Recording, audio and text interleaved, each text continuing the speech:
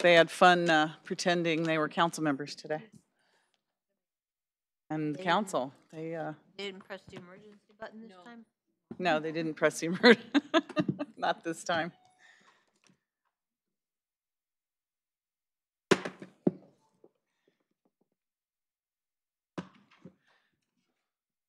Okay, have we all joined the meeting here?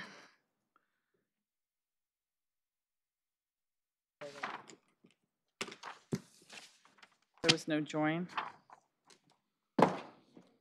I did, I had a. Yes. Try again.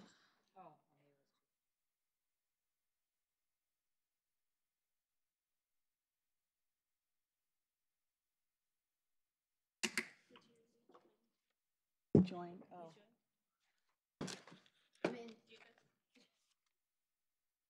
We have a new system, so we're trying to figure this out. Oh, I have it on my phone.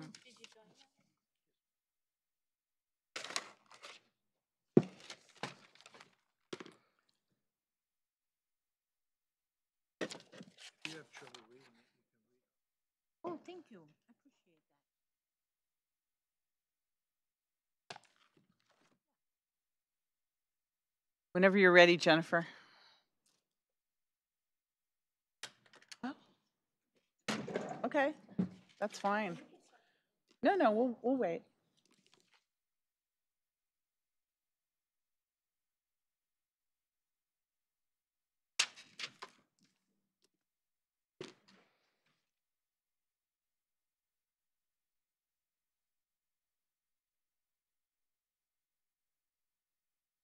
We're ready. Okay, good evening, everyone, and welcome to our special meeting, this Council and Authorities concurrent meeting, where we're going to discuss some city clerk issues tonight. So I'd like to call this meeting to order. Could you please stand for the Pledge of Allegiance and remain standing for our statement of values? I pledge allegiance to the flag of the United States of America and to the republic for which it stands, one nation, under God, indivisible, with liberty and justice for all.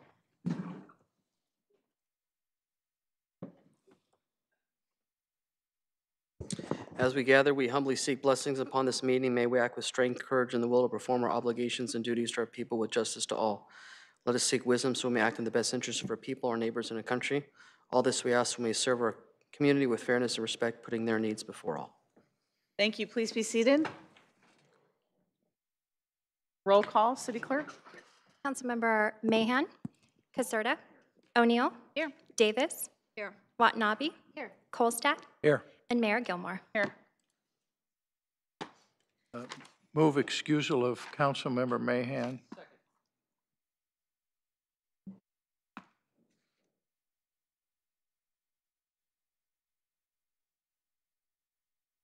So we have a motion and a second to excuse Councilmember Mahan, and there we go. If we wouldn't mind registering your vote, please.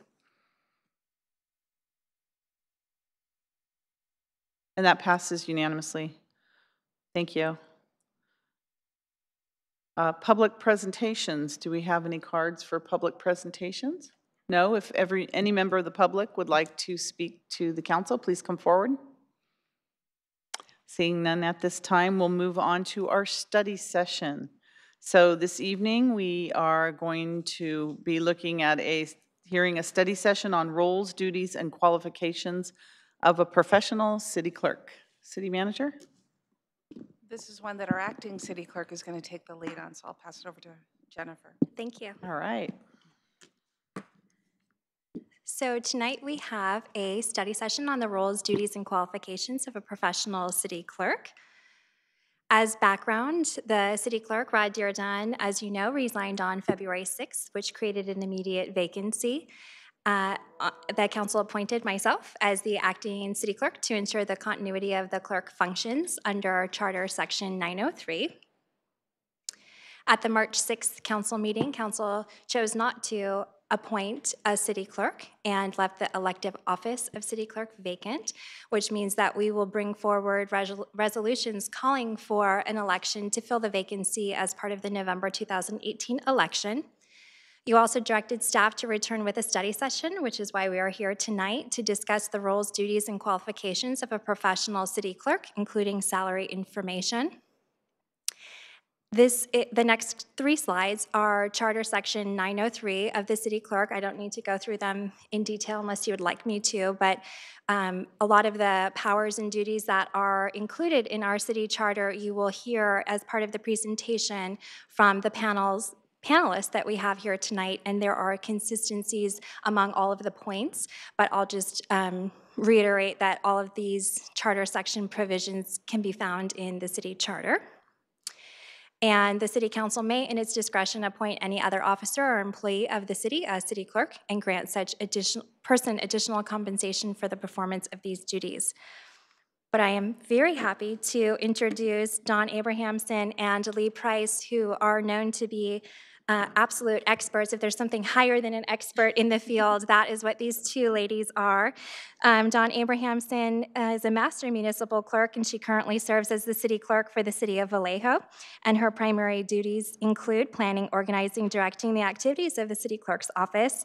And this includes responsibilities involving preparing, recording, and maintaining the activities and decision of the city council, and the oversight board to the Vallejo Successor Agency and the Housing Authority. She administers the elections and campaign reporting requirements pursuant to the Political Reform Act for all public officials and designated employees, the codification and maintenance of official city records, and implementing and coordinating the citywide records management program. Lee Price is also a master municipal clerk. She had a 21-year career as a full-time city clerk when she retired in December 2010.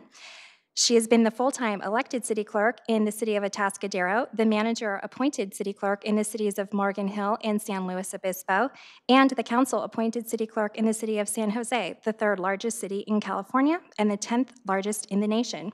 She now serves as a municipal clerk mentor, trainer, and consultant. And so I'm going to turn it over to them. Thank you and welcome.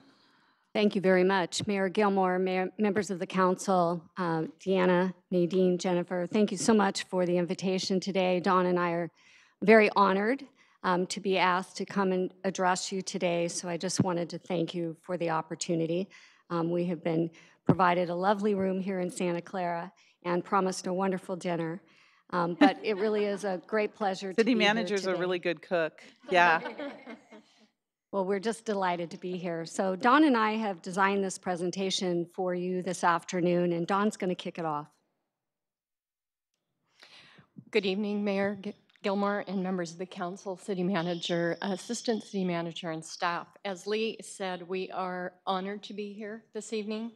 And we are here for the sole purpose of giving you some information about the roles, duties, and qualifications of a professional city clerk. Your partner in democracy. It's a profession that's very near and dear to my heart and one that I'm very, very passionate about. As most of you know, the city clerk position is a historic position. It can be traced back to as far as biblical times. So this evening, we're going to define what is a city clerk for you. We'll talk a little bit about the clerk as a municipal officer, the duties and responsibilities, the clerk as a department head.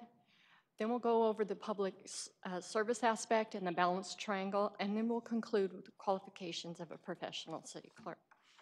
So, what is the city clerk? And I normally do not like to read slides, but I feel it's important to read what a city clerk is. And our professional organization, City Clerks Association of California, spent a considerable amount of time trying to come up with a really good definition because the public in general doesn't really understand what the city clerk does. So, the city clerk is the local official who administers democratic processes such as elections, access to city records, and all legislative actions ensuring transparency to the public. The clerk acts as a compliance officer for federal, state, and local statutes, including the Political Reform Act, the Brown Act, and the Public Records Act. The city clerk must manage public inquiries and relationships and arranges for ceremonial and official functions. So city clerks are more than technicians. City clerks are public administrators who must be skilled in holistic perception and responsive adaptation. So what do I mean by holistic? The holistic perspective of public policy considers the entire system, not just its individual parts. Gaining a holistic perspective requires examining the history, adaptation, and interconnectedness of public policy at the federal, state, and local levels, and how the professional city clerk is situated into that context. So the city clerk as a holistic administrator engages, preserves, and develops the whole system, not just the individual parts. They are knowledgeable of the organization's origins, champion collective goals, and they adapt to changes in the internal and external environment. No other position in local government, except for the city manager, is better positioned to be a holistical administrator.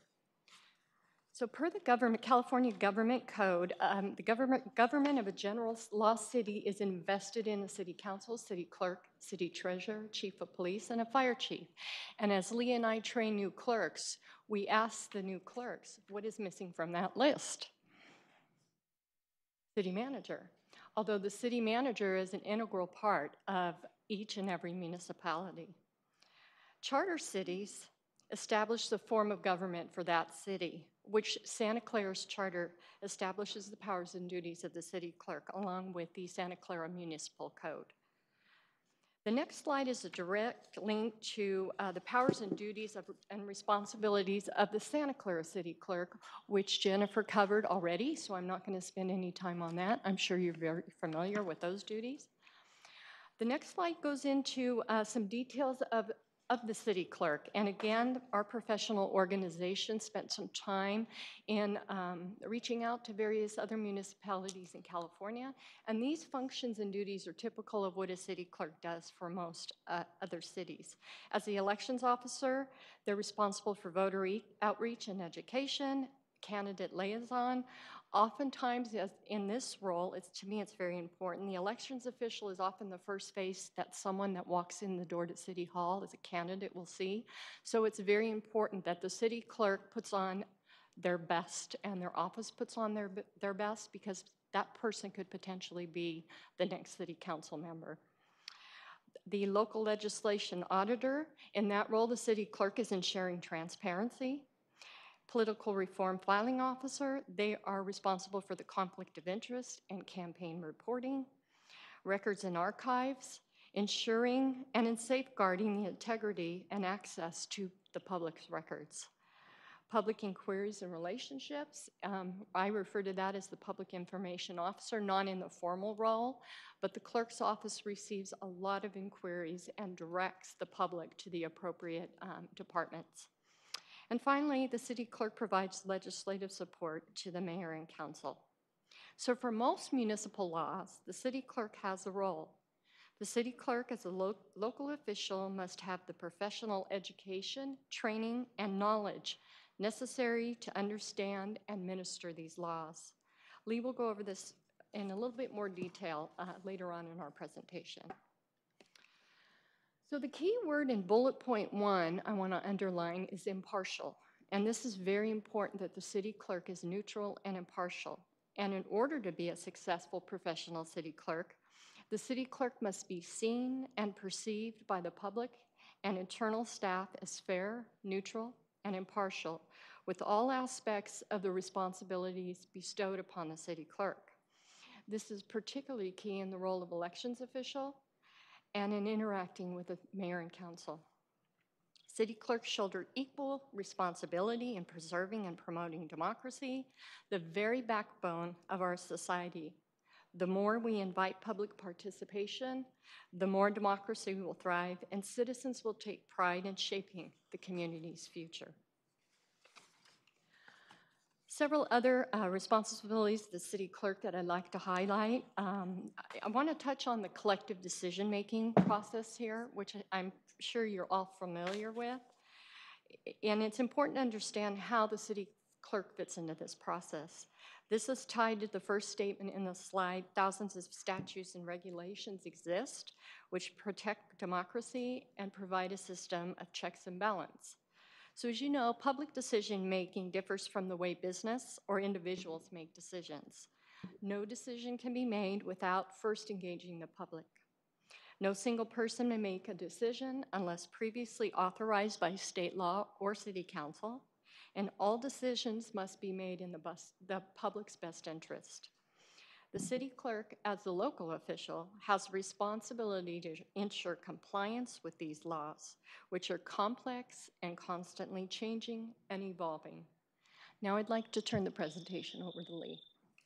Thanks, Thank Dawn. you. So Dawn has provided you an overview of the typical duties and responsibilities of the city clerk. And in most organizations throughout California and even throughout the country and even other countries, the city clerk is not only the elections official, the records manager, the public information officer, but also, thank you, you got that? In most cases, the department head or a division manager. Most city clerks are part of the executive management team or the leadership team. And this is for a very good reason, because the clerk is responsible for helping the mayor and the council and the city manager conduct the city's business. So as a member of the leadership team, the city clerk is also responsible for developing a budget, for planning operations, for staffing the department, for using city resources prudently, making wise decisions in staffing, demonstrating and being a role model for the department and for the city as a whole. The city clerk provides key citywide services to the entire organization. You know, probably just with your own experience with city clerks, about the various things that they do for the city, but you know, in addition to providing legal notices, putting the council agenda packet together, responding to public records requests, the city clerk's office generally is responding to all kinds of internal requests for information. So the clerk is definitely a key player in any organization. And in the City Clerks Association, we like to refer to the clerk as the hub of local government, or like the center of a spoke of a wheel. Everyone kind of comes to the clerk's office at some point and some time. And in fact, many members of the public, their very first opportunity to interact with the city will be at the city clerk's counter. So the clerk, a professional clerk, is very aware of that, whether or not he or she is the one that's actually meeting with the public at the counter or a representative of the office. The clerk is the ambassador, if you will, for the city. And many times the clerk is acting as the liaison, particularly with the council agenda process. Every department and every division of every department has some interaction, some connection with the clerk's office. So it's really important that the clerk understands the citywide goals and the departmental goals and objectives, in addition to just whatever operational goals the clerk has established for his or her own department. It's really key that the clerk understands what the vision is that the city council has tasked the city manager with helping to achieve.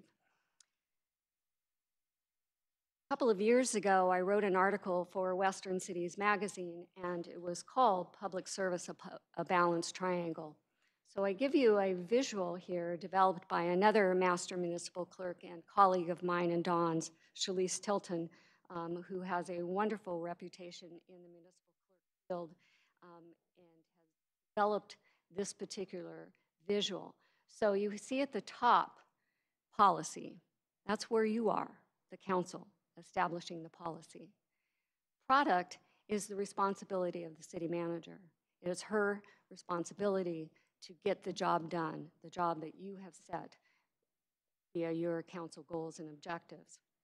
And then the clerk is responsible for the process to ensure that all of government is transparent and it's open and it's accessible to the public. Delve into that just a little bit more. Public service, the balanced triangle, in constant cooperation, consultation, and cooperation, the city clerk, the city manager, and the city council are working with under the guidance of the city attorney and the department heads to create the vision and to create the product in order to move forward. So the council establishes the vision by establishing your goals and objectives.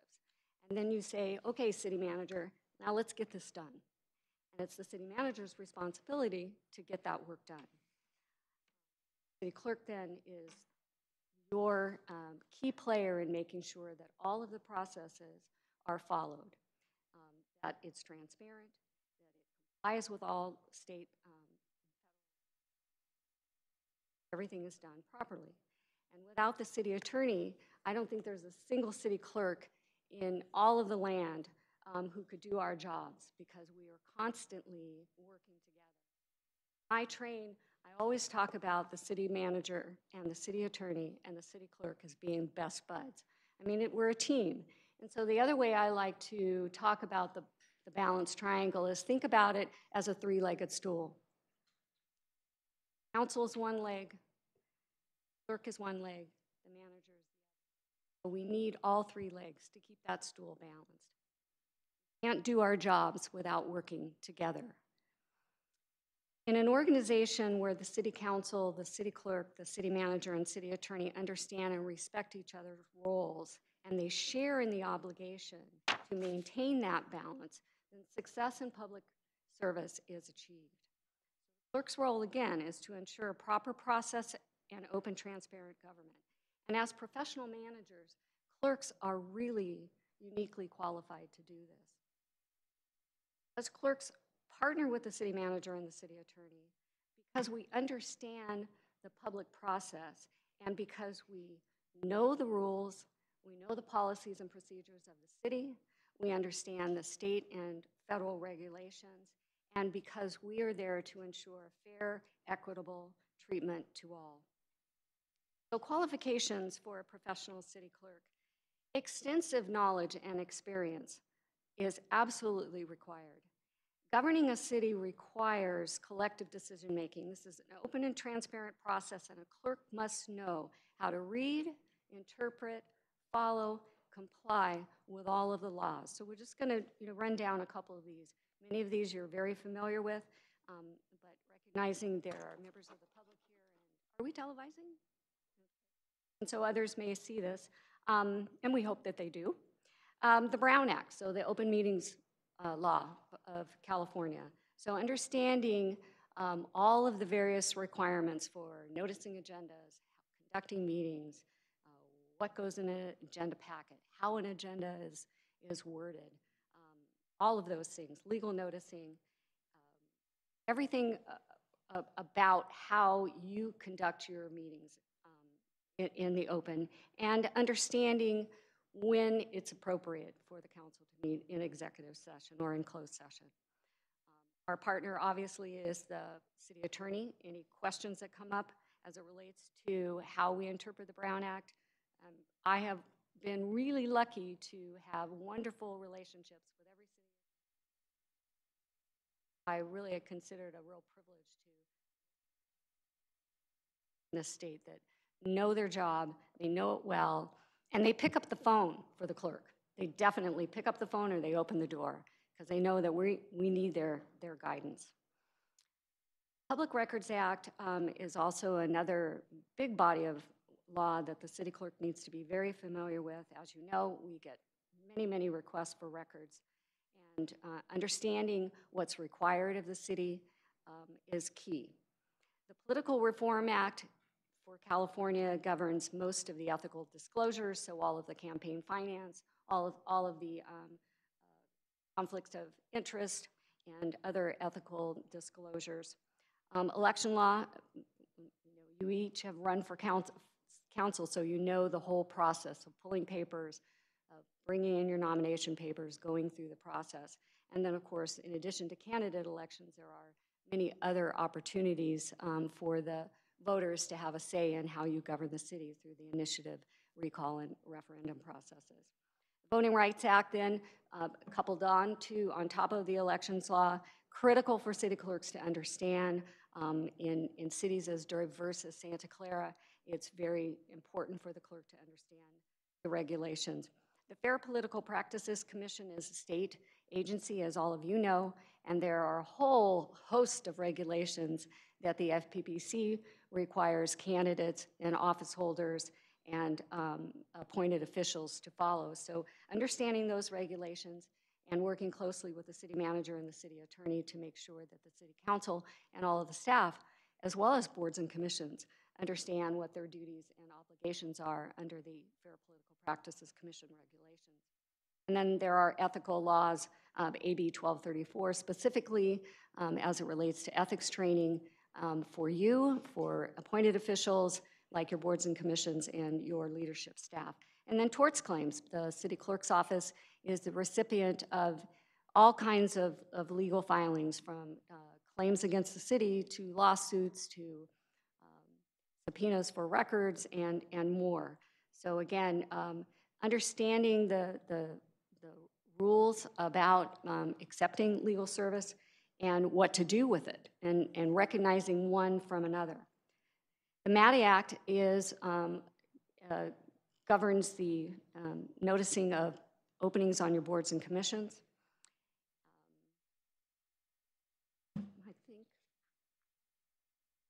I think we'll just go on to the next one. Could you So- explain, can I Yes, stop you for a second? absolutely. Some of us may not be familiar with the MATI Act. Can you talk a little bit about that? That's Yes, sort I'd of be a new happy to. term. So under the MATI Act, which is a government code in the California Government Code, the clerk is responsible for posting an annual list of who the council has appointed to serve on boards and commissions. So that includes the name of the individual, what they serve on, and keep going. Okay. Yeah, we And were wondering who's it reported to, but yeah, okay. Yeah. And you know, most of the time, this stuff is all up on your website. But years ago, and the law hasn't changed to keep up with the technology, but years ago, you know, we'd have to post that on the Brown Act board, and we'd have to post it at the library and make this information available so that the public would know when they would have an opportunity, should they be interested in applying for a term on a board or commission.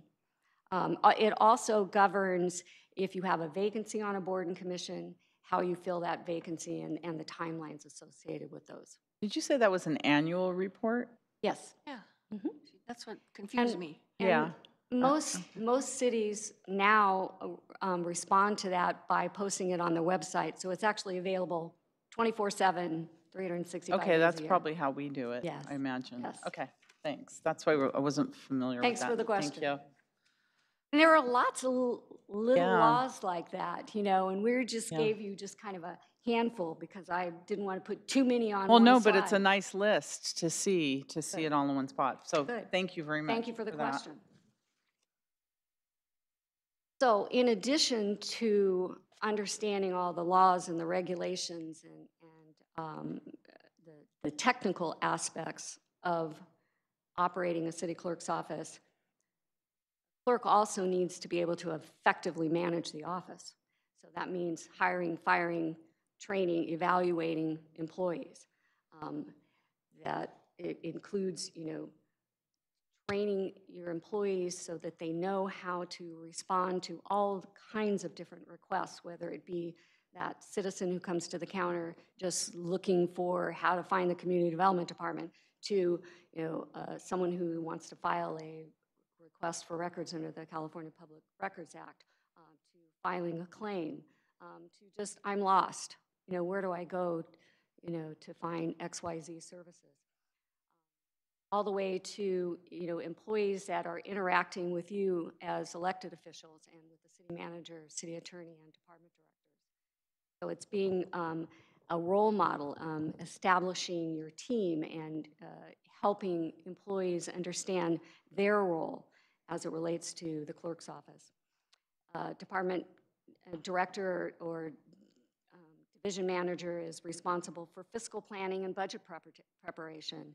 You know, whether it's a 1-year or a 2-year budget, you're always in a budget prep mode of some sort, and you are tasked with prudently watching your budget and making sure that any expenditures are for what you said that they were going to be for, and that you are following your city's finance and procurement policies. City clerk is also responsible for developing departmental objectives consistent with the citywide goals. and monitoring those goals and reporting out on those goals. I'm sure in your budget you have already experienced, seeing some of the statistics out of the city clerk's office. And also, and probably one of the most important bullets on this slide is communications. A professional city clerk knows how to communicate, and that's communicate effectively with our customers internally in the organization, from the mayor and the council, city manager, department heads, to every line employee within the organization. As I said earlier, we have the unique opportunity of having pleasure of working with employees throughout the organization. So it's important to understand how to communicate rules and regulations in an effective way. And then, of course, communicating with the public and helping the public understand the role of government, how to file a request for records or an appeal. When does the council meet? How can I address the council? Depending on the city, the city clerk may have other kinds of communication responsibilities, but on a day-to-day basis, it's really understanding who your audience is and tailoring your requests, and tailoring your responses so that you can effectively address the needs. Continuing with qualifications for a professional city clerk, we wanted to give you an example of some of the advanced education and technical knowledge requirements of a city clerk. So, bachelor's degree, master's degrees are wonderful. College education in any local government leadership role is key. But in the clerk's office, just like some of our other experts, we need somebody who has clerk-specific education. So that's someone who has spent time and resources to go to clerk education, to learn the technical aspects of all of the various laws that we just summarized, and who has on-the-job experience. So when I was a baby city clerk, one of the best pieces of advice I got was from a city manager. And I was eager to promote, to do well in my job. And he said, just crack the code and do the job and do it well. And I've never forgotten that, because every time I've had an opportunity to move from one organization to another, it's kind of like starting over. I got to read the charter, I got to read the Muni Code, I got to understand how this organization governs itself. But because I've gained experience over the years, just like Dawn, we bring that experience to each new agency, and it's based on the fact that we got clerk-specific education. We gain technical knowledge by staying current and going to conferences every year, multiple conferences, to make sure that we are learning all the new laws each year that the legislature passes and how it's going to affect us and the job that we do. And it's the on-the-job experience. So in addition to that, I will just mention that the International Institute of Municipal Clerks is the organization that bestows the Certified Municipal Clerk designation and the Master Municipal Clerk designation. So as Master Municipal Clerks ourselves and as trainers in our own profession, we help clerks go the path of certification so that they get the very clerk-specific education that they need to do the job. And this isn't offered just anywhere. You can't just sign up for a university class and learn to do this kind of work. So it's very important that a professional city clerk get that training. A professional clerk has a proven track record for being impartial, for being fair, by being an ethical person. So if you talk to anybody that's been in this work for some time, there's someone that people will say, yes, she is going to be fair, he is going to be impartial, he is known for being ethical. Also somebody who has demonstrated dedication to public service. And someone who's committed to continuing education to stay current. I mean, our city attorney, city manager, department heads, all of their various certifications, we all need ongoing education to make sure that we are staying most current with new laws and the best practices in local government. So staying connected and networking with other local government professionals to understand, what are you doing in your organization? What kind of new technology are you using? What kind of permit streamlining have you introduced? And we, just like city attorneys, city managers, are always networking to find out what's working well in other organizations so that we can employ it in our own. So that taps right into technology competent.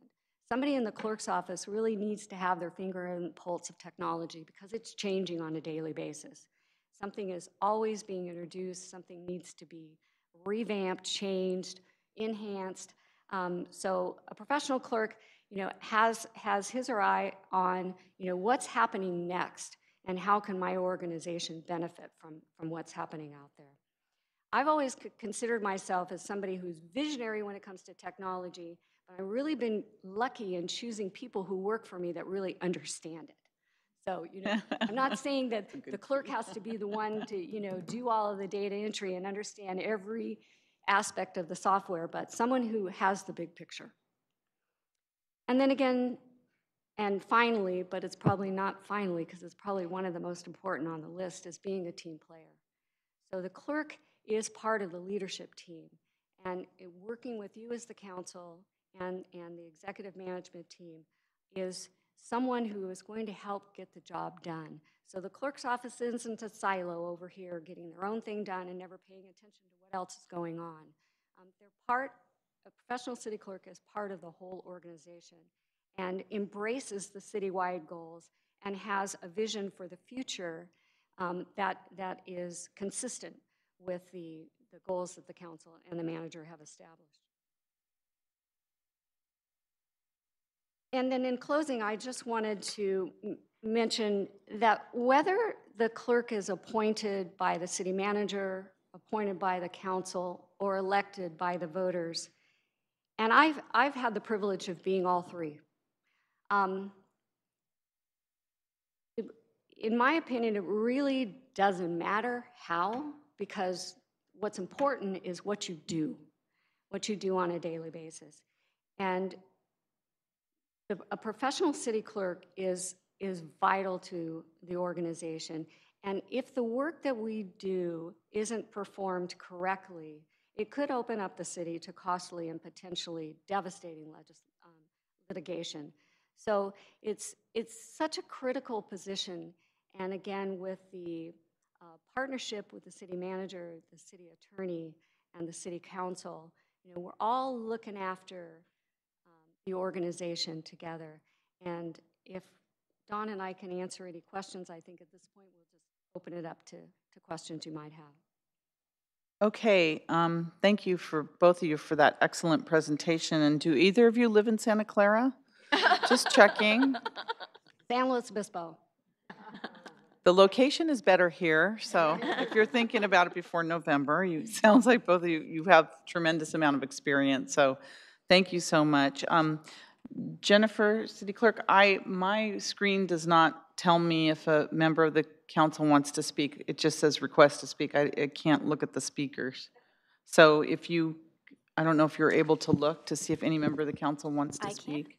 I can see Councilmember Caserta. Okay. You're going to have to call because I can't see. Thank you. I want to thank you both for your presentation. We're in a unique situation where we elect our clerk, and I know that is very uncommon. But I'm really concerned about making sure that there's independence and council-appointed members, all as city attorney, city manager. I don't know if that's followed by precedent. Can you give me your experiences experiencing being an elected and being at the whim of the council?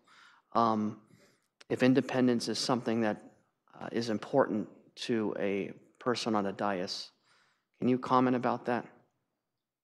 Thank you for the question. I'd be happy to. As I said, I've had the opportunity to serve in the capacity as an elected clerk. The role really, is a good city clerk is neutral, impartial, no matter what. And I think as long as the clerk understands, what the council's goals and objectives are. And I've always kind of looked at it from how can I be of assistance to the council? Kind of like being a part of the pit crew. You know, you're out there running the race, and I'm here helping you make sure you've got gas and you've got good tires and you've got all of the resources that you need. But if there is a potential for some kind of difference in how one looks at something, I have always felt very confident in saying, I understand what you'd like to do, and I want to help you get there, but we have a process. And I can't think of a really great example right now, but if a council member or the council as a whole is looking to get something done, I think it's part of the management team's responsibility to help you get that, whatever that is, done. We're there to help you do that, but we're going to make sure that it's done correctly. So if a process needs to be explained, we can do that. I guess to drill down, with you being elected and appointed, which one did you feel gave you more independence?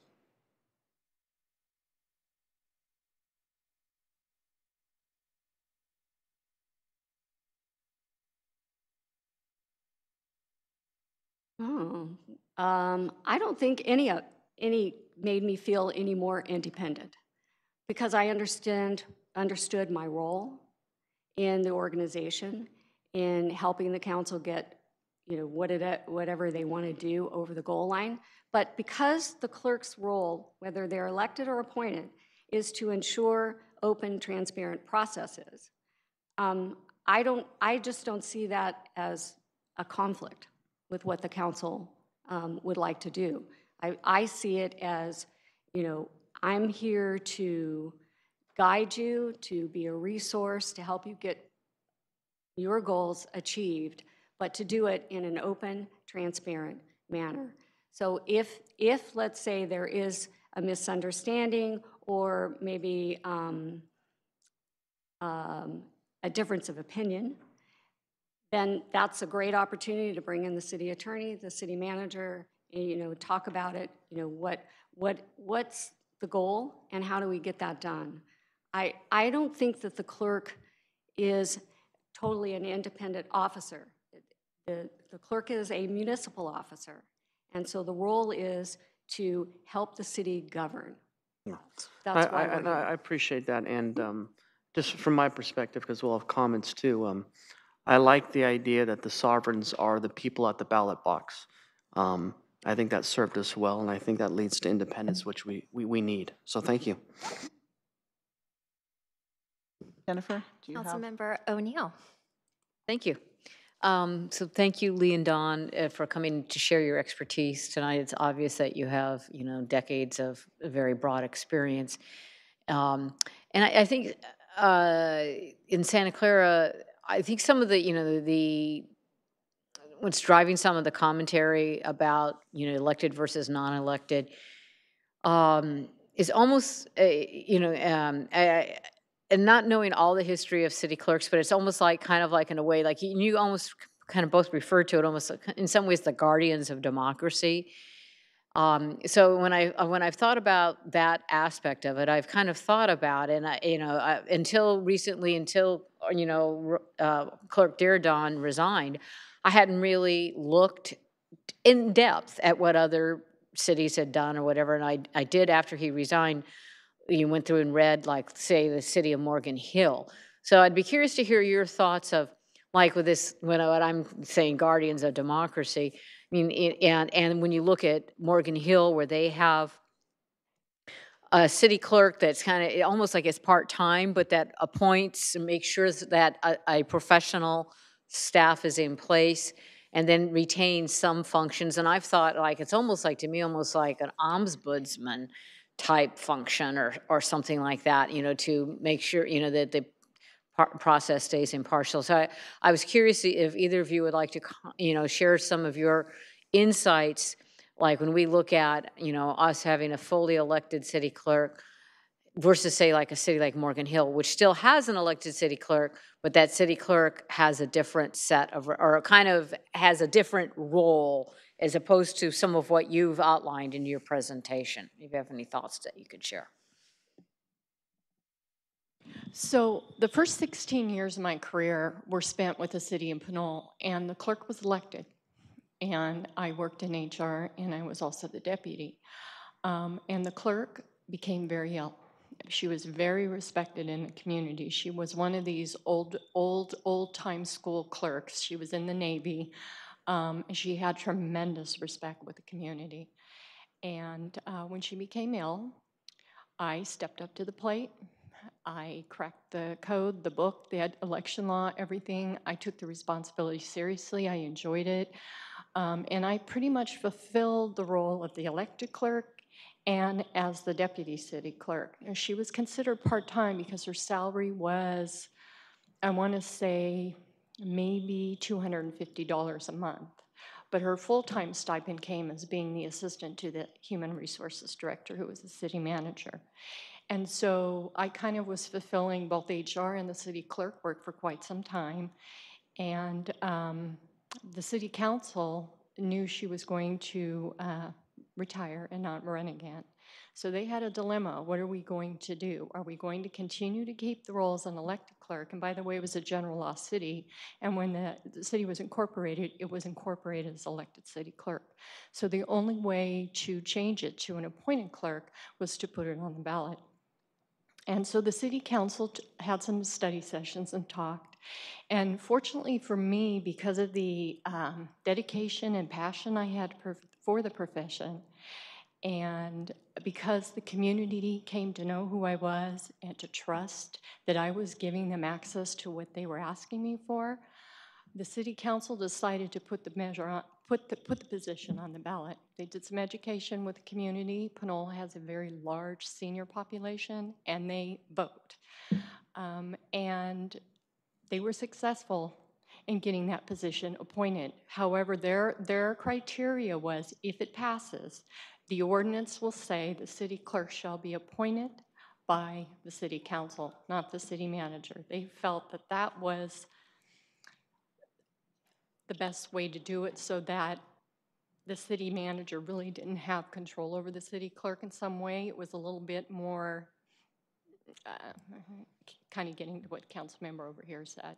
So that has been my experience. I worked for an elected city clerk. I learned a lot from her because she was very passionate about it. So it's a policy call on the city council's part and what you believe the community, what's in their best interest.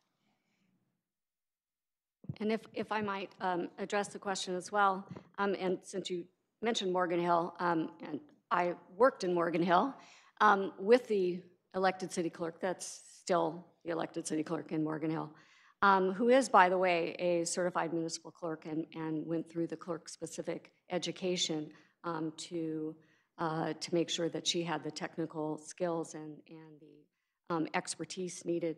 And in that organization, the full-time position, which I held, the Council Services and Records Manager was the title, I did the day-to-day operations. All of the aspects of the clerk's responsibilities were in my office. But I worked very, very closely with the elected city clerk, and we met on a regular basis. She was actually part of my team, if you will, attended our staff meetings and was very much a part of the office planning, and we defined our roles and tasks, you know, who was going to do what.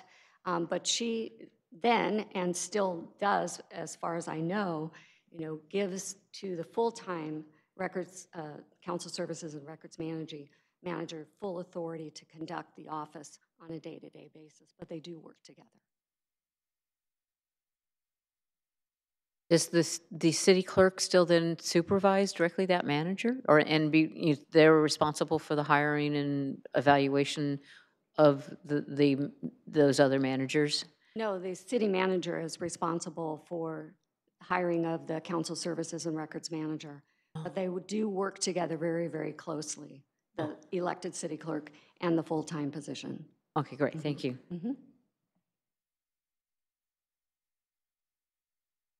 Jennifer? Okay, oh, Councilmember Watanabe? Thank you. She forgot her computer. Is there a fine for that? Yes. Okay, all right. There we go. Okay, thank you for the presentation. There is a lot of information, and definitely a lot of qualifications are necessary, you know, really to be a good city clerk. What kind of a position would somebody who aspires to be a city clerk, what kind of position would they have, or what kind of employment would they have before taking on or applying for a city clerk role? Great question. I have seen a lot of people come into the city clerk's profession, I'm sure Don will agree, over the years, from a wide variety of backgrounds. Generally, someone who has experience in the government sector already. I have seen folks in the city manager's office move into the clerk's office. In San Jose, I actually worked with a couple of just outstanding, bright young women in the mayor's office that ended up selecting a career in city clerk as a result of their experiences working in San Jose in the mayor's office. I have seen people who have started off in public works or community development, where they got a real taste for, how the city governs itself, maybe working with the planning commission. I have also met people who have come in from the business world, who've maybe started, working as an analyst in the city manager's office and become very interested in the clerk profession. So generally, people who have some experience in government. I myself was brought up literally by public servants. My dad was career Army, and my mother worked for the county planning department, and I learned about how to put a agenda packet together for the Board of Supervisors when I was 12. So I mean, I kind of grew up with it. So people come into this profession from all kinds of walks of life, but generally what we see is people who have a real interest in being a public servant and have some experience in working in local government. Do you want to add anything, Dawn? No, I would say that's true. My current deputy and last two deputy city clerks that I've hired who have gone on to become either a city clerk or clerk of the board, they came from within the organization themselves. So the last person came from Public Works. My current deputy came from the county and city of San Francisco in the Human Services Department. And again, like Lee said, once they get the bug of public service, they're passionate about it. So it seems to me, would you say that somebody from the private sector could just walk into the job? I would think that would be very, very difficult. There are just, business doesn't operate like government. Mm-hmm. I mean, government has a whole different way of getting the job done. And I think somebody that came straight from business, whether it's some kind of big business or small mom and pop business, I think they would have a very hard time because there are just so many rules and regulations and processes to follow. It's quite a different beast. Public decision making and governing is different than in the private sector. Yeah, that's what it sounds like. I mean, all the rules and regulations that, I mean, you would really need to know, off the top of your head, and that's something that comes about with just being exposed to that, kind of work over a period of time. It's not something that can be learned overnight for sure. So thank you very much for answering those questions. Thank you for the question. Okay, thank you. I have a few questions. Okay, so the role of the city clerk has changed over the years, I imagine, and Santa Clara has been very fortunate that we've had some city clerks that have been here for long periods of time, so we haven't really had to discuss this issue very much in the last several decades. So I know, and Santa Clara also has, multiple agencies and entities, like the fact that we own our own utilities. So we have Silicon Valley Power. We also own our own stadium, so we have the Stadium Authority. And the clerk, of course, is responsible for all of those entities, as well as, so many other things. So generally speaking, when our charter was written, there are not a lot of qualifications for the city clerk. Just, I think the qualifications, do we have those on here? I was looking for them. Were they on the front sheet? You have to be a resident of Santa Clara. Oh, is it the city clerk? Is it on the front there? The beginning of the slide is actually just the powers and duties of the clerk, Do we have, but I would be happy to look city that clerk, up. if you could pull those up and maybe read what the qualifications are for the city clerk? And the fact is that we decided to not go out for a charter question amendment to ask the voters whether or not they wanted to continue electing the city clerk. We chose not to do that. So we're going to have an election for the city clerk in November, in case anyone didn't know that. So, so the fact is that we are going to do that. And do we have it up? Do we have somewhere? I'm sorry. Just the charter. Of course, I didn't bring my glasses. What the requirements are to run for city clerk. Yeah. I'll pull it out. Okay. Resident and an eligible voter. Voter. And that's, It's pretty much it, right? That's it. That's pretty That's normal, it. right? Resident and eligible voter. So So, Mayor, that's I'll it. just read it to you, just to be very official, that Section 600 of the city charter says that no person shall be eligible to hold any elective office in the city, including mayor, city council, chief of police department, and city clerk, unless he or she is a resident and a qualified registered elector of the city. Okay, so those are the qualifications. Now, the job has changed tremendously. Technology, for the most part, has changed it dramatically. And so based upon all the types of qualifications of a professional city clerk that you have outlined, would you have any suggestions for us? I think Councilmember Watanabe had a very good question. Is it possible, it is possible for someone to come from one of our residents that has absolutely no qualifications or experience as a city clerk, run for the position and win. Yeah. So what have you had situations, or through the League of California Cities or other types of examples, because I'm sure that we're not the only community that is facing this, especially in the last maybe 10 or 15 years when technology has changed so much, this particular position. What have you seen out there in terms of trends for these types of elected city clerks without qualifications, and how they deal with that, especially if you have someone who is successful and wins the election and doesn't have the type of experience that would be necessary for this position? Well, I'll start answering that question by, Lee and I are trainers for city clerks that are starting to go down the path of obtaining their CMC, Certified Municipal Clerk.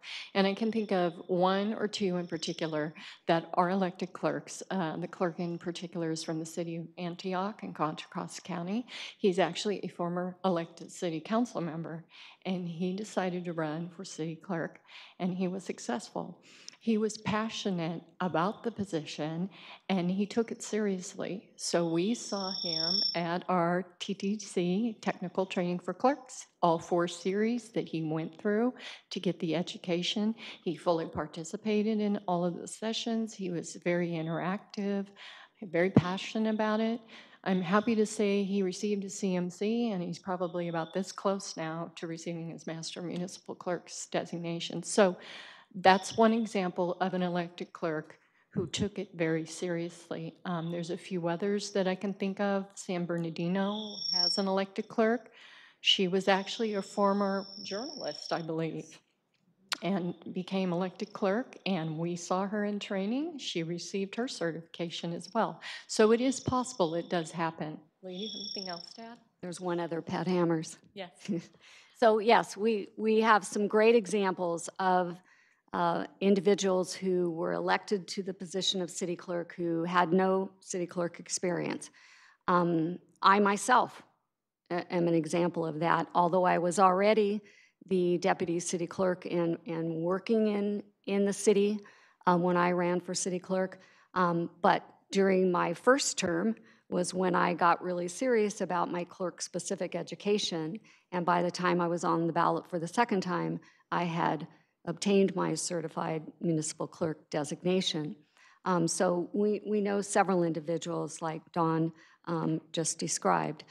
Unfortunately, we've also seen individuals elected to the position of city clerk who did not have the experience, did not gain the experience, and made some very large mistakes, in my humble opinion, in assuming they had power and authority that they didn't have, alienating the staff, not becoming a part of the team.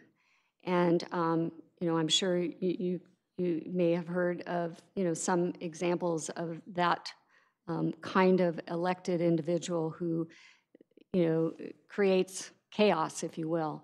But then again, that's just a small percentage. But unfortunately, those rise to the level of newsworthiness. But I think in 2012, we had 147 elected city clerks. I attempted to get some data before our meeting today, a little bit more current than that. When I was an elected city clerk in the early 90s, it was about a third elected, a third appointed by the manager, a third appointed by the council. But there have been a number of cities, as Dawn mentioned, that have put on their ballots the question, and the voters have decided that an appointed city clerk would be preferable. Not in all cities, but in maybe two out of 3 elections, we've seen that. So the percentage now is about 20% that are elected. I know a number of elected city clerks that are full-time clerks, that they work day to day in the office. They're part of the management team. They are the city clerk. Yes, they're an elected official, and every couple of years they're going to run for office again. But by the looks of them, they're doing the job and they're qualified to be there.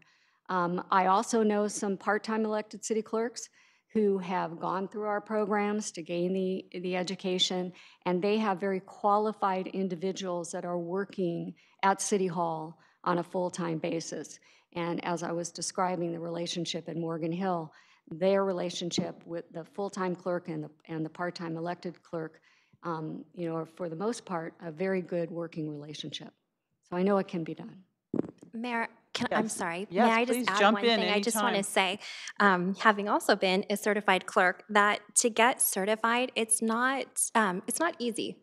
And it's almost like getting a degree. You have to have 60 education points or units, however you call it, I can't remember, and 50 experience points, as well as being an active member with the International Institute of Municipal Clerks. It will take you a couple of years to get certified. It's not something that you can just go to a class for a week and then get your certification. I just want to kind of emphasize the importance of really the magnitude of the training that you receive when you select to become a certified municipal clerk. And that is, in addition, if you choose to go to become a master municipal clerk, it's a similar rigorous program that is a very, you have to be very dedicated to do that, and it's something that really is a sentiment that is not something that one would take lightly, and something that is something that takes a long time to achieve, and something that is really preserved for those that are most dedicated to the profession. And Jennifer, what certifications do you have? So I'm a certified municipal clerk. I left the clerk's office before I became a master municipal clerk, but I do have my CMC is what they call it. And so I would really probably even qualify to become a Master of Municipal Clerk, but I left the office before I did do that. Okay, thank you. Thank you for clarifying that and explaining that. We're learning a lot about city clerks. It's a really intensive. So similar to what Dawn has experienced, here in Santa Clara, we have someone in the position who was working for quite a while under our previous city clerk. So we have Jennifer Yamaguma, who's very well trained and obviously has the certifications and qualifications and experience to be the city clerk. She doesn't live in Santa Clara. So one of the issues is that, have you seen situations where, similar to what you went through, but your particular community went out to the voters and said, do you want to continue electing? And they said no, right? They want to appoint. But we're not going to do that. We have made the decision not to do that here in Santa Clara. Have you seen situations where there is an individual such as Ms. Yamaguma in that position, but then there is still an elected clerk with a different set of roles and responsibilities to work alongside the professional, certified clerk in the city clerk's office? So, excuse me, when Elizabeth Grimes, Betty Grimes, resigned and decided not to run for, and I forget how many terms she served, but in essence, she was the elected city clerk for over 30 years. An individual who was in the community that I knew approached me and talked to me and said, I'm going to run for city clerk, but I need you to stay here to run the office and do the day-to-day work. He ran. He was the only person on the ballot, and he did get elected. And we worked well together because he basically came into my office and said, you need to tell me what you want me to do. And basically, the duties that are outlined in we're a general law city in the government code, he pretty much served as the ceremonial city clerk. That's what he was comfortable doing. I continued to run the day-to-day office. I was the elections official. In fact, when he ran for office the second time for a second term, he realized it could be a potential conflict if he was pulling his own nomination papers. So I took care of that role. And he did all the signature of the ordinances. He attested to the resolutions, ordinances, any of the legal documents of the city, and he did issue the oath of office. That's something that he chose to do. So again, that was a situation where it worked well for the city until the council decided that they really wanted to place the measure on the ballot to see how the voters wanted to have an appointed or elected clerk. I hope that answered your question. Yes, Mayor. I think it did. So, Tag on that? yeah, go ahead. Dawn, I had met you with Jose Jasso when he was the president of the league. Yes. When he became the clerk. That was really good. I just had a question to kind of go on with that. Could you describe the complexity of the election and then the fundraising reporting and what would happen, because we're going out for election again? So in that, we have, okay, so just to clarify that a little, we had Rod Diardon, and then he's running for election, but Jennifer had to take over that position. So how does that happen? Because now that this is going back to election, I think that person that's going to run and try to get this position has to know the complexity of what's going to happen. So could you kind of address that a little bit to the greater viewing audience out there? You want to go ahead and take that one? Sure. Yeah, I'm happy to take that one. Yeah, oftentimes you will see in cities where the elected city clerk is the elections official, but when his or her term is up, or even if, it would be the second term, then somebody else in the office, will act as the elections official as it relates to his or her candidacy. But it doesn't mean that the elected city clerk, just because he or she's on the ballot, can't still be an objective, neutral, fair elections official. But from a perception standpoint, it's generally wise for the elected position to step out of that role. So all the more reason to have other people in the office that have been trained properly, that understand the rules and regulations, and that can step in and act as the elections official in the absence of the city clerk. Does that answer your question? Yeah, because we've had that happen before, where I was here when Rod was here and he had to run for election. So it created quite a staff issue. And I don't think that people kind of understand that they're going to run in November for this job.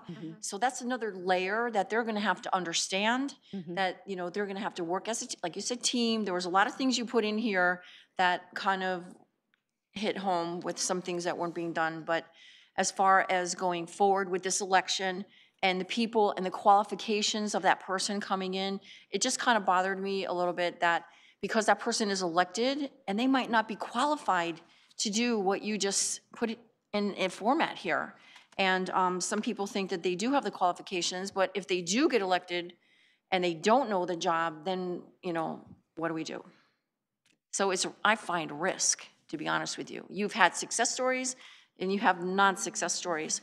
So, but we made a choice to go to election, and hopefully with everybody hearing this, that they'll understand that this job is more than just, you know, they're a team, they're working with the city manager, they're working with the council. So I think that they have to really understand what the job is. It's not some fluff job. And I think that was a perception, but according to our charter, you only have certain qualifications so they can say, I'm qualified. But according to what you just told me, a lot of people might not be qualified. So I really appreciate this whole complexity thing. It kind of brings it home a little bit so that when we go into this election, we'll have an idea. But brings me to my next question. Is Well, there I wanted to finish my questions, but go ahead. Is there some way that we could put what the qualifications would be for this next election, or we can't do that? We can't do that, can we? Okay, we have to follow the charter. Okay, thank you. I have one more question, then I'm finished at least with some questions. One of the things you talked about was the qualifications of a professional city's clerk, extensive knowledge and experience with, and you added Brown Act, Public Records Act, Political Reform Act, election law, all those types of things. Could you tell us a little bit about the level of knowledge and experience that's required by a clerk up until the point that the city attorney has to jump in as the, you know, the legal enforcer of these acts? What is the level of knowledge? How far does the city clerk take it before it goes further? Just to get an idea of the level of experience that this position requires. Well, I'll start that. I would say the city attorneys that I've worked with, we have had a very good relationship. And so the city attorneys have known my level of experience and expertise and have really kind of been there when I needed them. I'll give you an example in Vallejo. For all the boards and commissions, staff that staffs boards and commissions, they come to me. I'm their first contact in terms of the Brown Act. When do we need to post our commission agendas? How do we have to format the agenda? Some of the parliamentary questions, they come to me. And if I see a gray area, if I'm not completely sure, then I go to the city attorney and we talk about it. The city attorney gives advice. So I think it depends on the city clerk and their experience and how long. I've been in the profession for over 30 years, so I'm not going to tell you how old I am. But 32. Wishful thinking. I'm pretty comfortable with the Brown Act and the Public Records Act, a lot of these. But again, the law is constantly changing, so I am continuing my education to stay abreast of it. But if I'm in any way in doubt, I do not want to give the wrong information out because then that gets me in trouble. I always go to the city attorney for advice. If I could jump in there, just to add to Dawn's comments. A city clerk needs to have a good working understanding of all of those laws and regulations, but we're not lawyers. And that's one thing that we make clear right away, is we are not attorneys. We have a city attorney. And if there is a legal question or an interpretation, I'm the first one to go knocking or picking up the phone. because I'm not an attorney, and I'm quick to say that, but I have expertise on a working basis, you know, understanding. So like Don said, staff will generally come to the clerk's office and ask all kinds of questions about how to do this, you know, 700 forms, you know, how do I comply with this, you know, what do I need to do about that? But again, if it requires a legal opinion or some kind of rendering of, you know, attorney expertise, we're going to go straight to the attorney's office. So your just general knowledge of all of these up until the legal necessity.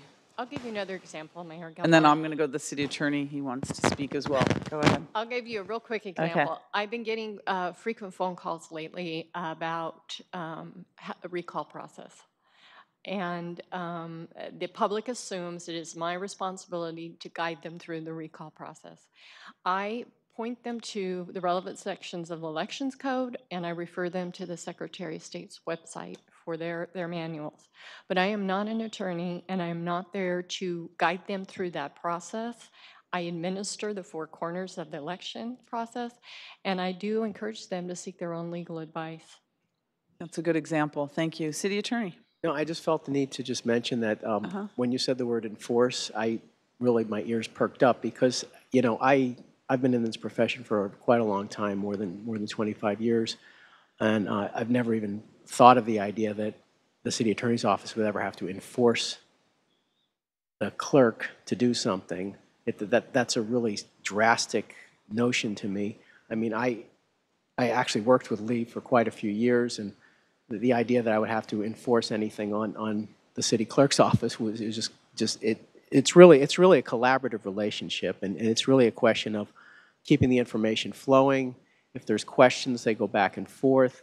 You work on these things together, and so, you know, it's just important for, you know, the public out there, anyone considering running for clerk, that, you know, that this position requires you to work with the existing city administration, and I'm sure that anyone who's running who's not a municipal lawyer would realize that the city attorney would be a resource to the person, and I would hope that no one would ever run with the idea that they'd be we put us in a situation where the city attorney would ever have to enforce anything, that it would all be worked out. I didn't mean enforce on the city clerk. I meant enforce the law in general. Yeah, maybe I mean, a member of the public or a member of the council or something like that. The whole idea is that the city clerk would understand that they have to work with the city attorney, and we would both ensure that the council is taking action within the law.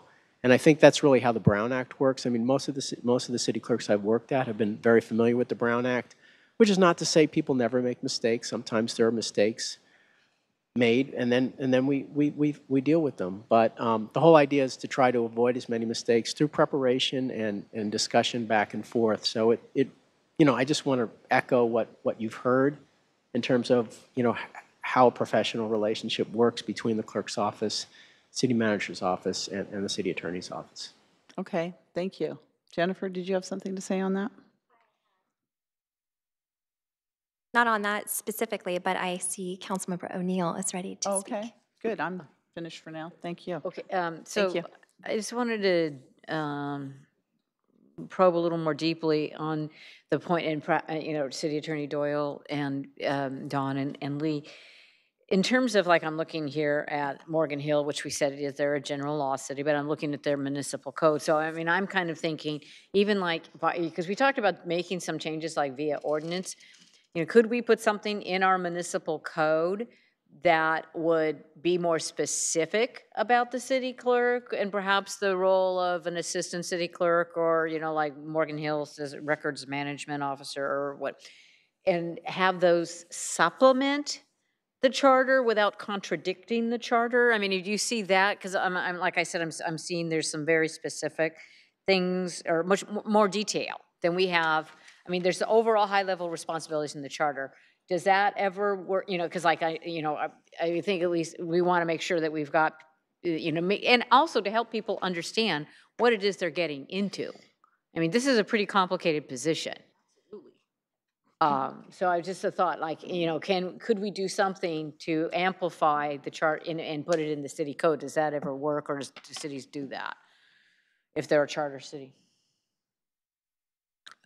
That's a city attorney question. It seems like you're asking me. We're like looking towards okay. Brian, right? Both of you look that way. Okay.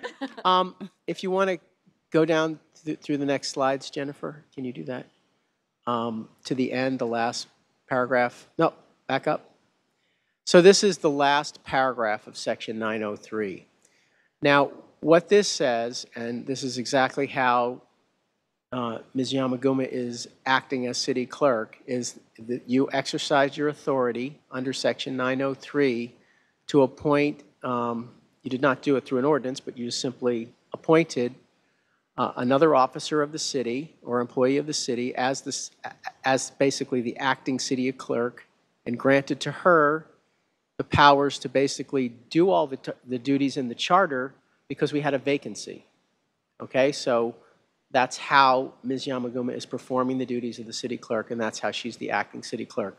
So under the charter, you have the power to do this. The question is, can you do this? Can you basically appoint some of the charter powers to somebody else in the organization other than the person that's going to be elected as city clerk? I think you can. I think if you want to do that, though, I think you should do it before any election. I don't think you should wait for somebody to get elected and then all of a sudden start parsing out duties.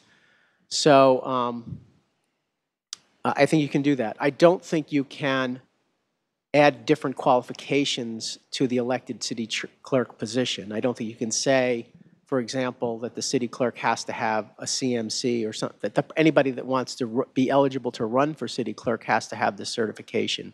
You'd have to amend the charter to be able to do that. And then the risk you would run is if you did that, if you said you have to be a resident and then a registered voter and have this degree, if you did that, then you'd run the risk that nobody in Santa Clara has that degree that's interested in running for city clerk.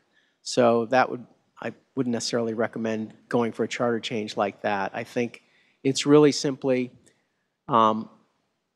determining whether you think it's wise or appropriate to somehow pre-delegate some of the charter duties to someone else and go more on a, for want of a better example, a Morgan Hill style Part-time, full-time. set up for an elected city clerk. I think that would be your option, would be to somehow try to act under Charter Section 903. But again, I would recommend doing it well in advance of the election, so people would know what they were running for.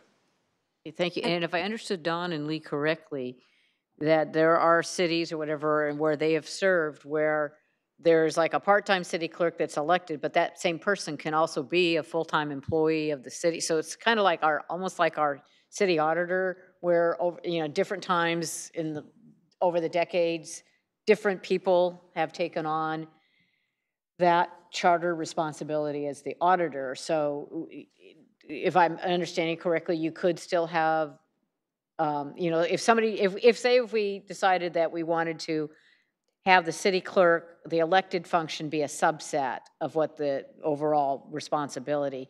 And so say if there's somebody who is a resident of Santa Clara and works for the city, and they wanted to do that, maybe that was, like if you look at Morgan Hill, they're getting a couple $100s a month, so that would imply that that's a very small number of relatively small number of hours. Could it still, somebody who was, say, a professional employee of the city working in the finance department or working in the city attorney's office, maybe, or the city manager's office, could also, they could have that job and just do a part-time city clerk? Are you talking about a part-time elected city clerk? Yeah. Well, the thing to remember is that, I mean, as we said before, we have not encountered the idea of city clerk, any elected city officials other than here in Santa Clara, where someone is actually, filling out time cards. Most elected officials that we've been able to find, we haven't found any other place where where you're saying, you know, you're part-time, you don't have set hours. It's the voters decide if you're working enough, is basically, just like the President of the United States, you know, he doesn't fill out a time card. The voters decide, are you devoting enough time to the job or not? That's how elected officials work. So by what you would pay them, by what the duties you would assign, it would look like that's a part-time job probably, if you were to assign a limited set of duties to the elected position, and then reset the salary, reset the compensation for that position. Then the person running for that office would assume, okay, this is really a part-time job, and I think that's how the person in Morgan Hill operates, if I'm correct. So you could set up that model, but you really couldn't, yeah, that person could have other jobs. Yeah, it depends on how much work you give them. I would imagine during election season, if you put them in charge of elections, they're going to be pretty busy. So you'd have to figure out, you know, how that would work. I wouldn't tie a civil service position to a elected position. That I think might be kind of a problem.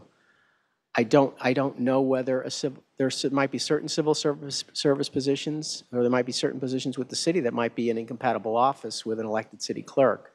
So I don't know if that would necessarily work. It would probably be an outside job. Now I think what some of the things you've described is that some of the people in the smaller city clerk's offices might have additional duties, and so supplement the elected city clerk's work with other work that they do under the supervision of the city manager, because they are city manager for the professional staff in the city clerk's office would still be the appointing authority. I think that's correct, right? That is correct. That was the situation I was in when I was in the city of Panola. I can think of another city now that is in the same position. The city of Vacaville, which is in Solano County, has an elected clerk, but she receives a smaller stipend as the elected city clerk, but she's also the executive assistant to the city manager. So between the two, she's a full-time position. In the city, if I might, Mayor. Yes, in the please. city of Morgan Hill,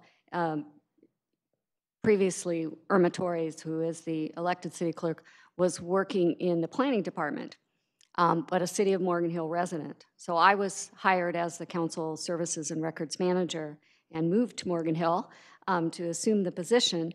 And so initially, we just agreed that I was going to run the office, and she would come in and sign resolutions and ordinances and attend some meetings. And that's what she did for many years. Then she actually became the full-time council services and records manager and the elected city clerk until her retirement. And since her retirement, she has stayed as the elected city clerk and delegated, you know, all of those duties to the council services and records manager.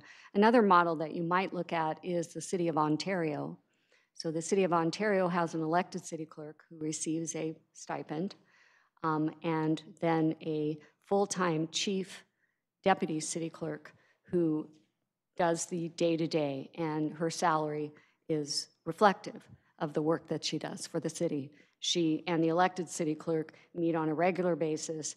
They have their roles clearly defined, and you know, my understanding is they have a wonderful working relationship. Great, so it sounds like there is a kind of a range of models that Yeah. kind of look at.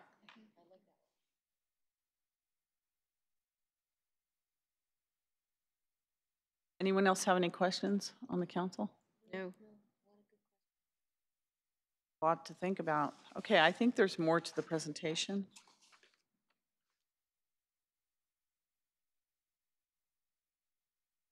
Oops. Okay, so in addition, at the March meeting, the council had asked for some information about compensation. So as a refresher, Santa Clara's practice has been to provide accrued time off for the elected officials, which appears to be unique. And that is something that has come up not only with the clerk, but also with the chief of police who's elected. The only other elected city clerk in Santa Clara County, which is Morgan Hill, which we've been speaking about a lot tonight, receives a $200 per month stipend and does not accrue paid time off. This is a chart that has the minimum salary and the maximum salary ranges for other cities that are what we consider like cities here and in Santa Clara County. And so you'll see that these I just pulled actually this afternoon. So these are the most current rates that I could gather from these cities. And I put it together as an average for the min and max. You'll see at the bottom I have Santa Clara. And so the city clerk / auditor as it stands right now is one classification. It encompasses both sides of both the city clerk and the city auditor function. So the salary, I simply took the stipend that was approved by council and reduced it from the $200,976,000 salary, and so the city clerk portion is around $178,500. And so this is just purely information to show you that the clerk portion of it is how it relates to the other cities that I've identified and the average. This chart is actually a chart that is familiar to you because it was in our last agenda packet when we were talking about the options of the city clerk. So this is where all of the cities in Santa Clara County are listed, what their population is, whether they're a charter city or a general law city, if they're elected or appointed, and then the regular pay and the total pay and benefit. And I just want to note that these numbers were pulled from transparentcalifornia.com from 2016. They didn't have a comprehensive list for 2017. And I was trying to keep it consistent. Of course, this isn't apples to apples because there are a lot of different contributing factors to how a salary or regular pay and most especially the benefits are applied to a position. So for example, San Jose's benefit looks very high and they're a non-CalPERS agency. So it's also a contributing factor could be how many staff members are in the department or whatever the negotiated benefits are for a memorandum of understanding for a bargaining unit. I just put this up just to give you a little bit of some context and again just to remind the council of the general law charter cities and most notably the population were some of the contributing factors when we were kind of looking at these comparisons. Some options the council could consider, as November 2016, there was a change to the charter that had established a salary setting commission, and this is a commission that is specifically to meet on or before March 15th of every odd year to set the salary of the mayor and the members of the city council. That was the intent when it was passed by Measure O. The council may consider having the city attorney draft an ordinance that would request that same commission to recommend compensation for the city clerk position. I'll note that per the city attorney's earlier comments, this is something that you would want to consider before people decide if they would like to run for office, because if the salary does change, that would be something they would want to know. I'll just add a little bit that's not on the chart here, but just in doing a little bit of research this afternoon, I will note that when former city clerk Judy Baccinoni retired and decided not to seek re-election, the council did take an action to adjust the salary appropriately once she decided that she was not going to seek the re-election. And so there was a reduction in the salary back in 2004. Before any candidates would decide if they would like to seek options. So it's not something that's irregular to look at the salary compensation package as a whole and decide whether or not you would want it to just be a 5% increase was one of the things that they decided in 2004. Just have human resources do some kind of evaluation on what other like cities are doing to do their full comparison or options that you could consider. Compensation could be set by council, so the council may direct staff to return with a full report on options for setting the compensation. The staff will present options related to the appointed city auditor on May 8th for council consideration. So right now, like I said earlier, the position, there's one classification for both sides of this position. And so on May 8th, you'll hear more about some options for the city auditor specifically. And just to put out the dates here for the November 2018 election cycle where we will have the city clerk on the ballot. May 1st is when someone can begin to solicit contributions if they file their declaration of candidacy statement with the city clerk, but the official nomination period and candidate statements would be between July 16th and August 10th. So again, these are things that you would want to take into consideration should you decide to make any actions on the elected position. And that concludes the report. That's it.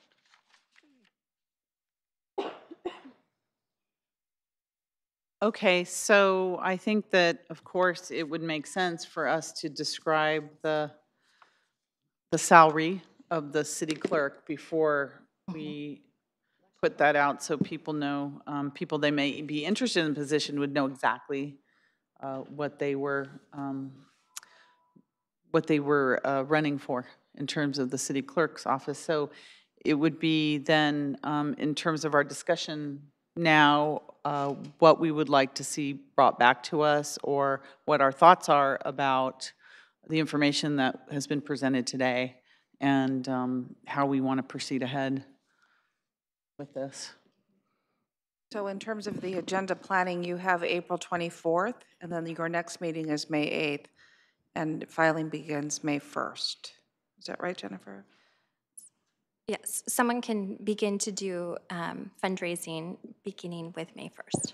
So, and I think, excuse me for interrupting, but I think we're probably going to have to before May 1st, I think we should probably actually bring the resolution to call the election, because I don't think you can actually raise money unless there's an election to be called.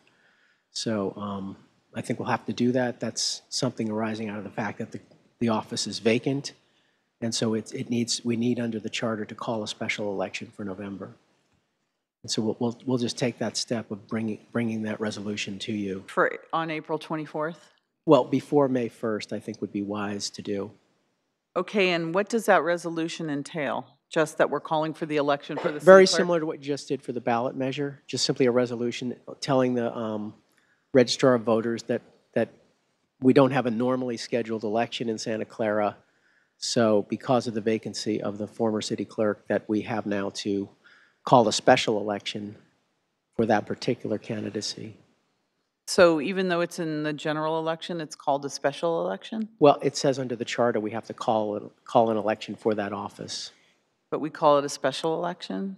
Well, you said that, so I'm just curious. I might have misspoke, but we have to call for the election of for November. I'll have to look at the charter section to see whether special is the right word to use, but we do have to do the resolution to tell the city. It's not so much to tell the registrar. The registrar is going to know when we notify them in August of the things that need to be on the ballot.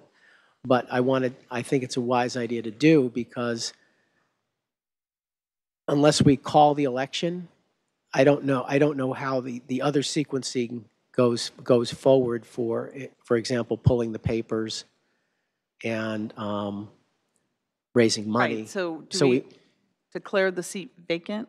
Is that what that is, sort of a vacant and calling for the election? Yeah, the resolution will reflect the fact that the seat is vacant and that you're calling for the election outside of this normal cycle of the charter, basically. Oh, yes, okay. And so, Mayor, just to tag on to that, so we would want to actually do 3 different resolutions. We would ask to do the consolidation with the county, call the election, and then to identify what positions would be on there. And I would just like to reiterate that this November 2018 election will just be for a partial term for the 2-year term, for the second half of his term, basically. And so this would be not the full 4-year term, it would just be for the 2 years. And so in that case, that may define it as a special election. Yeah, that makes sense. But the other positions that will also be on the November ballot, it's easy enough to put together the resolutions, all the resolutions needed for the November election if you'd like on April 24th. That's not a problem, but I don't know that you have to do that, but I obviously would defer to the attorney. And so a question that I think is coming up is what level of detail do we need to determine when we call for the election? Do we have to talk about what the salary will be? And what's our timeline for determining our model and our salary for the city clerk? I think the idea of the salary is just simply a good practice. It's letting the people who might want to run for the office know what they're getting into. It may have an effect on whether they want to start raising money. It may have an effect on whether they want to pull the papers. Agreed. Go to the effort. So the sooner you could let people know, probably the better, as well as if you're planning on reducing the duties of the elected city clerk, you would want to let people know. So that it's simply to let the field out there of people who might want to run know how much effort they should put into, how desirable it would be to win that What election. I would suggest is that based on the meeting and the questions and the topics and concepts that came up today, we can prepare a report of options for the council to consider and place that on the April 24th. I'm looking at our panel here. If they can continue to guide us in this process, bring it forward to on the 24th for the council to consider for purposes of meeting a May 1st deadline. And then the council, based on its decision of any options, whether it departs from the current structure, can make a compensation decision and right-size it. I also just want to mention that what you had in front of you right now with Jennifer's ability to speak to the 3 different resolutions, the partial election, the complexity of the election law, is an excellent example right in front of you of the skill sets and the knowledge of elections law and how quickly she was able to inform the council to make an informed decision. So there you have it right there, the expertise at play. I Moving to Santa Clara. did recognize that. I agree with the city attorney that we want to get this out as soon as possible. I just want to make it clear, though, that we are not changing the qualifications of the city clerk for the election. I'm just talking that one thing we do need to put out is the salary when we put out the discussion, and we'd want to do that as soon as possible for those that are looking at running for office, what the job is going to pay, since we can't change the qualifications on the election part of the city clerk. It's just, they're very little. You live here and you're over 18 and you're a registered voter. I think that's the qualifications. And Mayor, if I can just say, so while, as the city attorney stated, while you can't necessarily do that as part of, you need to be in compliance with the charter, of course, but in the clerk's office, we do put together a candidate guide, and so we could certainly include that kind of information based off of the council action. If there was something that was done by ordinance or by action of the council, we would obviously include that with the candidate's guide, so that when somebody is coming to the clerk's office and they're interested in running for the office of elected city clerk, we could include that with the packet so that it's very clear to the public. We'd want to do that, and would we be able to do that on April? Would that be April 24th. Enough time to bring back the different amounts of information we're requesting, like looking at the different models such as Ontario and other? Okay, so there's 2 things that we would do before. So April 24th is probably going to be an action-packed meeting anyway, but I think that at a minimum... Aren't they all action-packed meetings? At a minimum, from a step-by-step process, I think it would be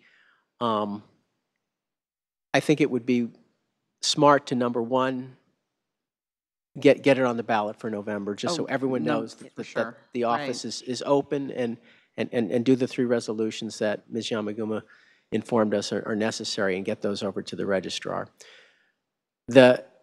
What we're talking about May 1st is simply that's the beginning of being able to raise money. So the question, it's not a hard and fast legal rule that you set the salary before that date. It's just simply, giving the public the idea that you could indicate on April 24th without necessarily making a decision that you may want to have a different mix of mandatory duties for the elected city clerk at a different salary level, depending on what you wanted to do, but not necessarily make that decision as a hard and fast decision that date.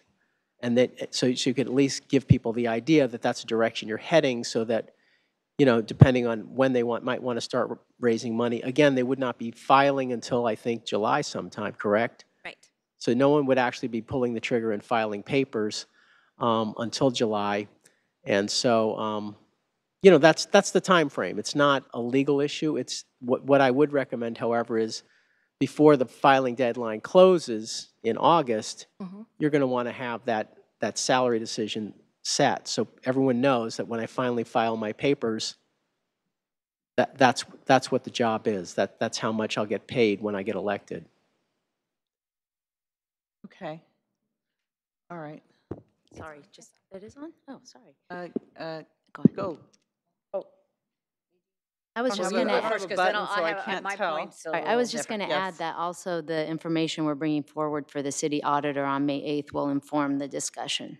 Oh, So- that's important too. Yes. Thank you. And that's May 8th? Correct. Hey, Councilmember O'Neill, and then I'll see if we have any cards from the public.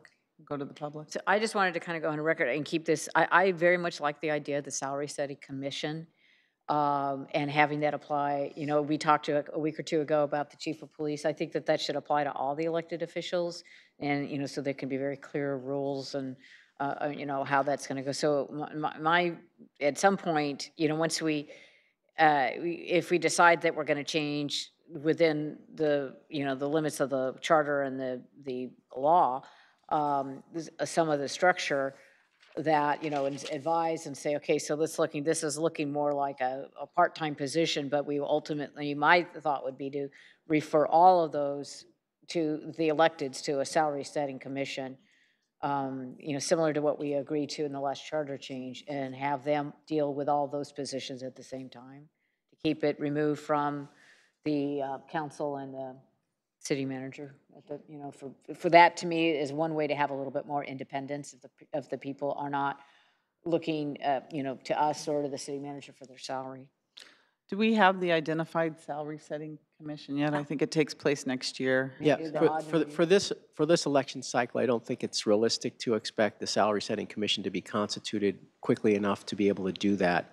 But I do, but if it is the sentiment of the council to go for that in the future, then we could look at whether it would make sense to have an ordinance delegating to the salary setting commission future changes in compensation for elected officials. Because it does say, I think in the charter, because that was part of, was it O? last Measure year? O, That was yeah. Measure We O, had yes. it here every other year, Here so in the odd Every other every year, odd numbers. years. She put it in there. So by March of 2019, we have to have a salary setting commission in place. Correct. That's correct. Yes. That's correct, right? So that would And that be, commission only has to meet, you know, like once every couple of Once years. every 2 Maybe they years. need one or Or- 2 or 3 meetings or something to decide it, but it's not like an ongoing. no. But It was in the PowerPoint. They could, if you decide to go that way, they could look at the compensation for not only the council members, but the chief of police and city clerk, which both come up for reelection in 2020. Yeah, we could look at adding all elected positions. You could to look at that, yes. Anyways. Okay, thank you. Jennifer, are there any other lights on from the council dais? No. All right, any members of the public, Jennifer? Do you have anything? If not, then anyone, please come forward. Good evening. Is that on? It should be on the base, I we- think. No, we messed around when the Japanese were here today. Jennifer, I think we did that. You did? Thank you. There we go. Okay. We should- Guy at the magic keyboard got the key. I believe what you're saying that you don't know is that Measure O, I think, already includes those. So maybe we need to have a review of all management positions. This was very interesting to watch, and I'd love to see the same setup to do for every single management positions, because none of our managers do the breadth and depth, including this last city clerk didn't do everything that these ladies say you should be doing. Many things he would refer to the county, refer to the city attorney, and they didn't do them either. So to have that be your bellwether of what goes on is really a huge setup. I'm also concerned, when was it decided that you're going to have a ceremonial position and an elected position? And when was that voted on by the public? And one thing that wasn't included tonight, and I think as the certified clerk should have stepped up and cleared the record, that the job duties are in the charter. And I think it's very remiss that that wasn't included. That seems to be falsifying the record to me. because it does outline a lot more. So perhaps you would like to clear the record, include those, because this whole thing is an obvious setup. We have a new city manager who doesn't like the Santa Clara way and wants to do things her way, and has obviously briefed the presenters very well in saying what she wants them to say. Watching at home was very, very entertaining, because I could watch her lips move, but her words come out. Again, if you create a new position for a appointed city clerk, that's an unfunded position, so has to also be approved properly. So I hope we're not going to ignore that part of the city charter too.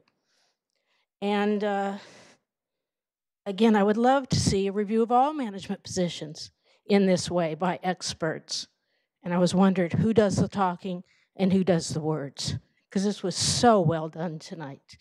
It seems like you're hell-bound to do what you want to do, not what the citizens have done for decades. I don't know why you're so against electing somebody. Doesn't take a brain surgeon to do that. Thank you, Debbie. These people learned by learning. Give someone a chance to do that again. Believe in your own citizens. You work for them, remember? Thank you. Anyone else from the public? All right. Mayor? Yes. I'd just like to clear the record and put in the Yes, record, I please. have not had any conversations with either of our panel members to prepare for tonight's session. In fact, I met the city clerk from the city of Vallejo just this evening for the first time and have not had any communications with the city clerk, the former city clerk of City of San Jose, for at least 6 years. Thank you very much, and I really appreciate the level of experience and expertise that we have here with these two very experienced city clerks. And I had the opportunity to hear them, watch them over the years at the League of California Cities, and really admire the work that you've done, because this is a city clerk position has changed dramatically, as I said earlier, in the last few decades. And I know that both of you are very, very well respected throughout the state of California for your work and your experience. So the fact that you've taken your time to come here for a meal or whatever it was is very, we want to appreciate it. And I just want to let you know that here up on the dais and here in the city, we do appreciate the information that you gave us this evening, because one of the things that our public knows for the most part is that we, here in the city of Santa Clara, we deal with hundreds of millions of dollars of public money.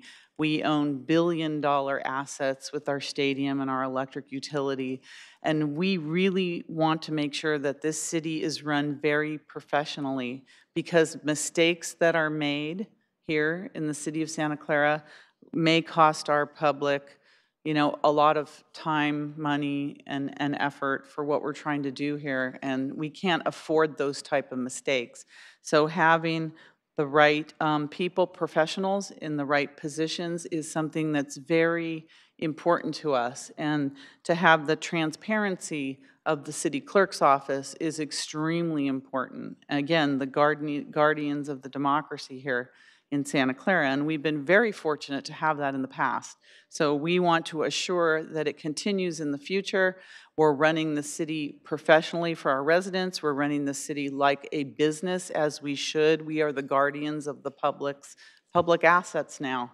So the fact that we're taking this time, and I think one of you mentioned, I think maybe Dawn did, that many of our public, including even up on the council, I've learned so much tonight just having you here. What does the city clerk do? What's the position of the city clerk? What's the responsibilities of the city clerk? And I think, you know, many of us in the community have known the city clerks we have in the past for many years. You know, Steve Bielik and Judy Boccianoni and Rod Dearden. We see them in the community. We don't know exactly what they're doing and how difficult and complicated and extensive their jobs are. It's really, and especially with our new systems that we have. So it's important that it's run professionally. And if we have to, you know, look at amending salaries or or job descriptions of what it is, nothing's going to change the fact that if you want to run for city clerk, you've got to be at least 18 years old, live in the city of Santa Clara, and be a registered voter. And pretty much that's it. Those are the qualifications to run for city clerk.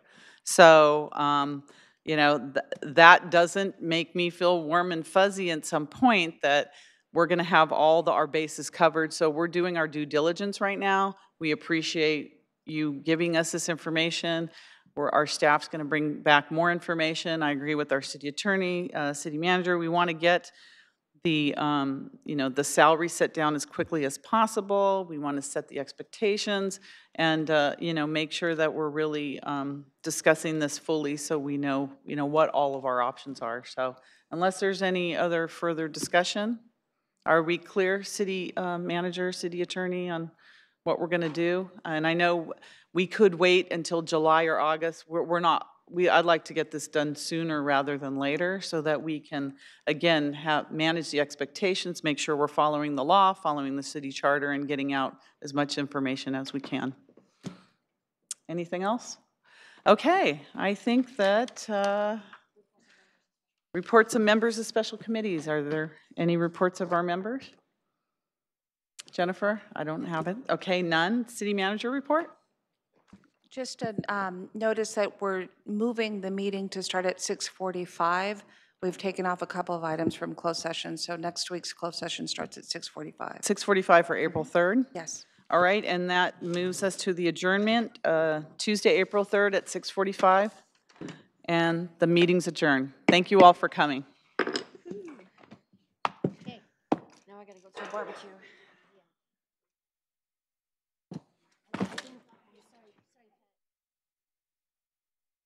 Did I back into you? I'm sorry. No, you didn't. Okay, I thought she tried to hit me.